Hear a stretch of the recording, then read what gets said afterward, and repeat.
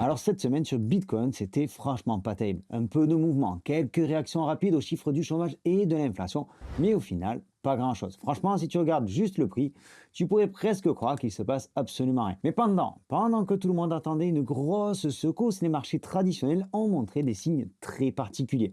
Et les investisseurs ont commencé à douter. Alors il y a eu une info sortie presque en douce qui est venue mettre un petit peu d'animation en milieu de semaine, le jour justement qui s'annonçait comme étant le plus calme. Information qui n'est pas passée inaperçue pour tout le monde. On parle ici de décisions politiques, d'équilibre économique, d'échanges commerciaux et potentiellement de nouvel équilibre qui pourrait redessiner certaines règles autour du dollar. Alors aujourd'hui, dans cette vidéo, on va connecter ces points-là. On va prendre un petit peu de recul et viser un petit peu plus long terme. Demain, on fera quelque chose de plus court terme à propos de la semaine à venir. Pour le moment, je pense qu'il est extrêmement important que tu aies ces nouvelles informations. Alors si le scénario dont je vais te parler dans cette vidéo se confirme, il pourrait influencer bien plus que les marchés classiques, jusqu'aux actifs que tu suis, je l'espère, quotidiennement. Alors cette semaine, Bitcoin n'a pas fait grand-chose, même pas un petit pourcent de hausse. Et puis quand on y regarde plus précisément, ça s'est passé presque exclusivement sur la journée d'hier. Alors on s'attendait peut-être à un petit peu plus de volatilité avec les annonces macroéconomiques de la semaine. Pour rappel, en début de semaine, on a eu des données autour du chômage. Et hier, ce sont les données CPI, donc autour de l'inflation, qui se sont avérées meilleures que prévu. On a eu une augmentation des prix de 2,4% aux États-Unis pour ce mois de janvier 2026. C'était en dessous des chiffres attendus à 2,5%. Alors le marché a immédiatement réagi parce qu'une inflation qui baisse, c'est la possibilité pour la Fed d'éventuellement baisser ses taux d'intérêt.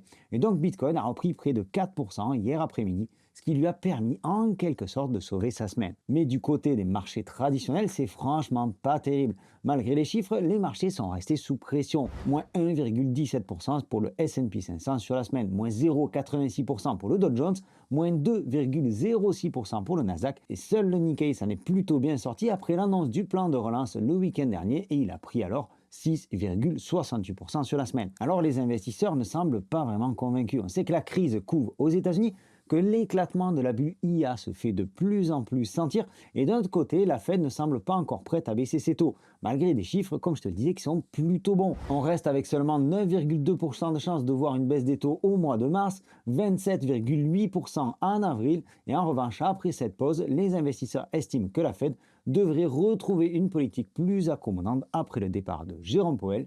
Ils estiment donc à 51,2% de chance de voir la Fed baisser ses taux de 0,25 points de base pour le mois de juin 2026. Mais cette probabilité-là reste encore relativement fragile et dépendra bien entendu de la poursuite de la baisse de l'inflation et des chiffres du chômage. Mais cette probabilité-là reste encore relativement fragile, dépendant bien entendu de la poursuite de la baisse de l'inflation et des chiffres du chômage.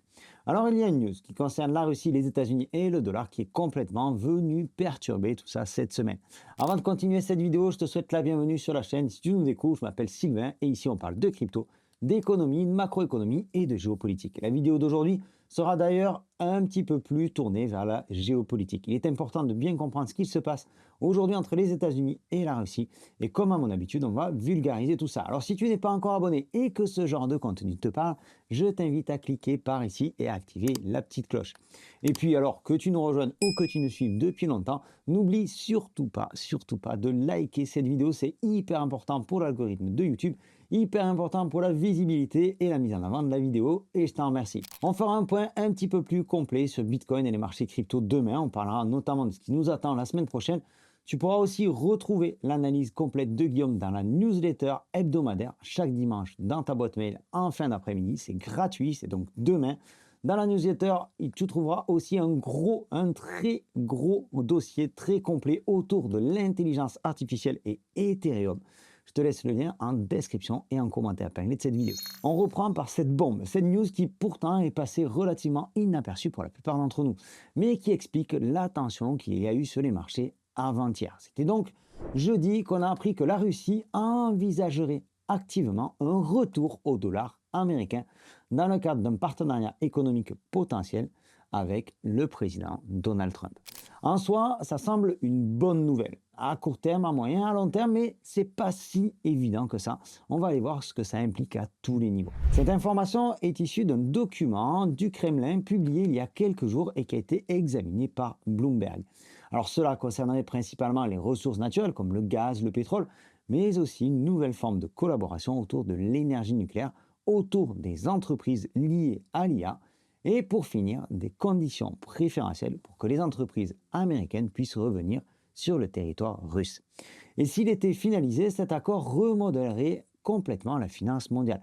Ça renforcerait la domination du dollar américain sur les marchés de l'énergie et ça affaiblirait potentiellement les efforts menés par les BRICS pour réduire la dépendance aux billets verts. Alors bien que ce document-là provienne des hautes sphères du Kremlin, il faut bien noter que discuter d'un retour au dollar et exécuter, mettre en application un retour au dollar, eh bien ce sont encore deux choses totalement différentes. Et c'est pour ça que je te dis que ça peut prendre quelques mois avant qu'on en voit les réels effets sur les marchés. Alors il faut comprendre que la Russie a passé les 4 dernières années à essayer de trouver des solutions alternatives en matière de paiement. Je ne sais pas si tu es au courant, mais depuis 2022, il n'y a pas de réseau SWIFT en Russie. Le réseau SWIFT, c'est celui qui permet le transfert au niveau des IBAN. Alors tout cela, ça a stimulé le commerce yuan-rouble avec la Chine. Ça a aussi stimulé le commerce avec l'Inde dans le cadre d'un partenariat, on va dire, anti-dollar. Tout ça au sein des BRICS. L'objectif était très clair, réduire l'exposition à la pression financière américaine. Devenir indépendant non seulement au dollar américain, mais surtout insensible aux sanctions économiques américaines. Hashtag les fameux droits de douane de Donald Trump. Pour le coup, ce serait donc une forme d'échec pour Moscou et une victoire pour la Maison-Blanche, s'il devait faire machine arrière. Et ça, c'est ce qu'on peut penser au premier abord, sauf que c'est un tout petit peu plus complexe que ça. En premier lieu, un tel accord devrait stabiliser quelque peu les marchés. Malgré la montée des BRICS, qui représente aujourd'hui 35% du PIB mondial, le dollar est toujours resté relativement résilient. Et aujourd'hui, eh bien, ce dollar représente encore 88, 89, peut-être même 90% des transactions de change au niveau mondial. Donc malgré les gros titres de la dédollarisation, le billet vert reste bien dominant dans l'énergie, les produits de base et la finance transfrontalière. Et peut-être encore davantage pour ce dernier sujet, les transferts interfrontaliers depuis l'explosion des stablecoins en dollars. Et puis ce partenariat économique comporte aussi un volet ukrainien. Des discussions autour d'un accord de paix sont en cours. Et ça, il ne faut pas l'oublier. Dernièrement, la Russie aurait proposé 12 000 milliards de dollars aux États-Unis pour acheter la paix en Ukraine.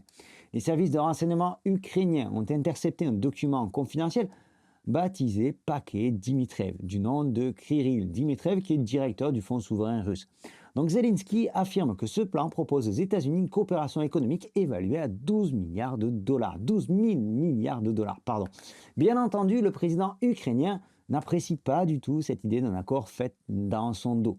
Mais je ne sais pas, de l'autre côté, s'il a vraiment les moyens de faire autrement. Au final, toutes ces tractations pourraient isoler la Chine et les autres membres des BRICS de l'économie mondiale. Et la Russie revenir un petit peu dans les petits papiers des États-Unis. Et ça pourrait avoir un impact réel sur la valeur du dollar.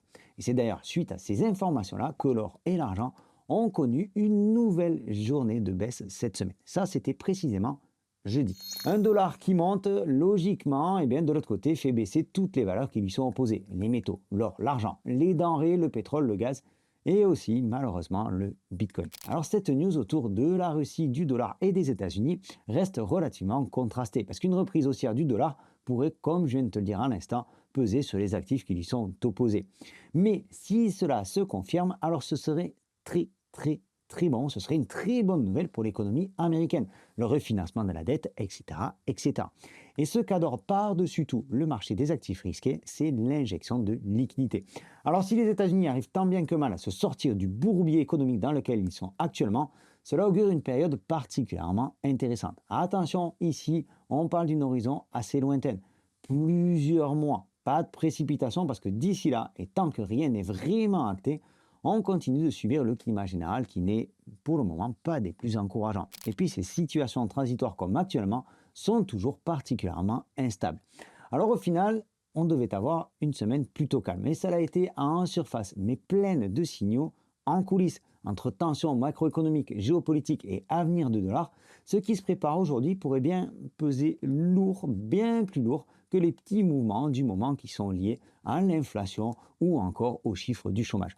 Alors on reste attentif, on prend du recul, on garde du recul parce que les prochains mois seront certainement loin de tout repos. Pour ma part, je préfère ça plutôt que les longues périodes comme on a connues en fin d'année 2025, ces périodes dans lesquelles il ne se passe pas franchement grand-chose.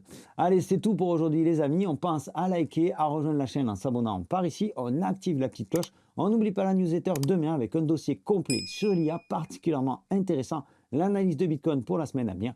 Et puis nous, on se retrouve très certainement demain aussi dans une prochaine vidéo. D'ici là, prends soin de toi et tes cryptos. Ciao!